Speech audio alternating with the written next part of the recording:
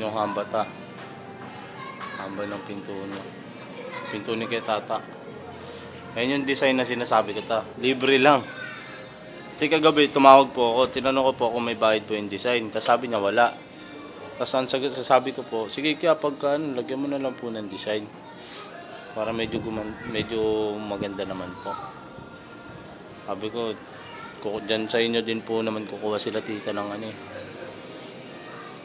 ng pinto. Sabi ko busy lang po sa City Hall. Tsaka gabi na po siya nakakauwi. Hindi na po masikaso.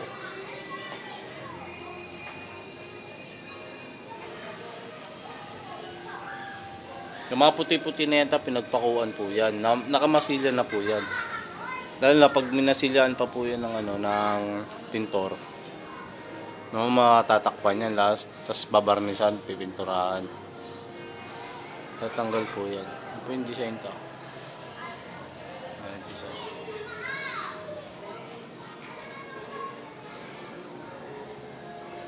Okay. I-video nga po lahat ng nagawa. Ito ta. Tapos ito ta. Ayan o.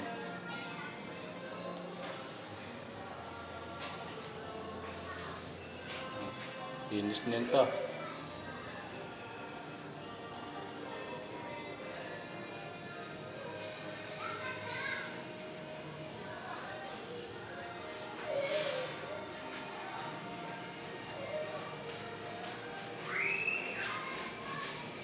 Kaya Benji po gumawa nun, tsaka po ito. Laki nang nagawa ni kay Benji oh. Kumpara dun sa bago. Wala, palpak. Oh. Ganda na Dito kahit umaga talaga madilim po dito. Tanghali, madilim po talaga dito sa dulo. Ito.